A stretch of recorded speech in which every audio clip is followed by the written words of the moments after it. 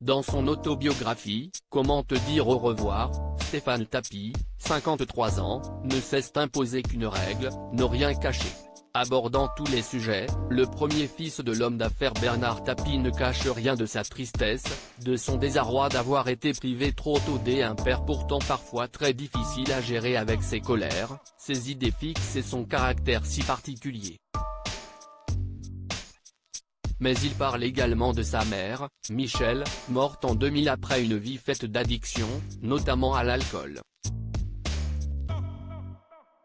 Une maladie qui l'a même empêché, lui, de voir son père alors qu'il était adolescent, comme il l'a récemment raconté en interview pour Sud Radio, « Je ne veux à cette maladie d'avoir pourri notre relation et mon enfance par la seule occasion.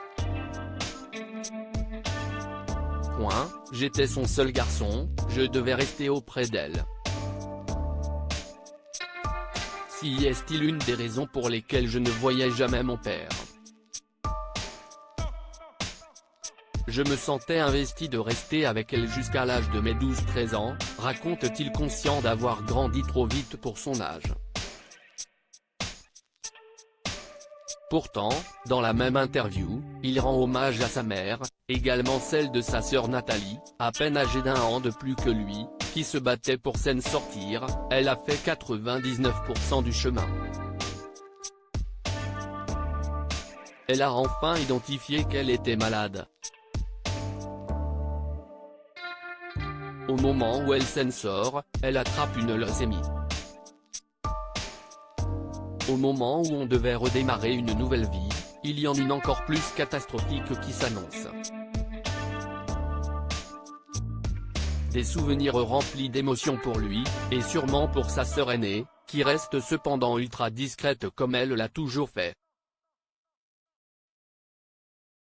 La mère que je souhaite à tout le monde. Heureusement pour lui, Stéphane Tapie a pu ensuite compter sur Dominique, la deuxième épouse de son père et la mère de son demi-frère Laurent, 48 ans, et de sa demi-sœur Sophie, 34 ans.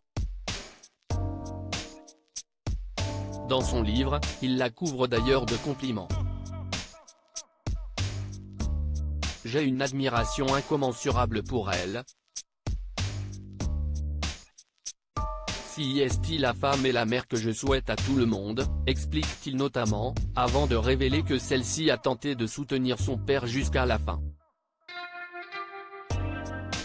Elle était solidaire des dettes, donc elle est plus que ruinée. Je pense qu'il s'est senti tellement invulnérable, intuable, qu'il a fini par croire qu'il allait battre son cancer. Je pense qu'il est parti avec ce vrai regret de ne pas l'avoir mis à l'abri. Si est-il la seule chose où j'ai une vraie amertume envers lui. Pour ça je lui en veux, de pas l'avoir mise à l'abri, elle, argumente-t-il en effet.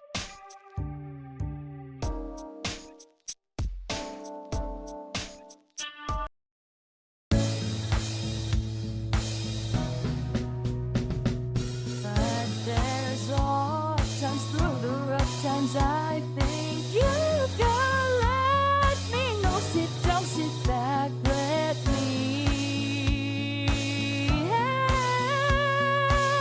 you out. The step I gotta seek, so I see you out there's on your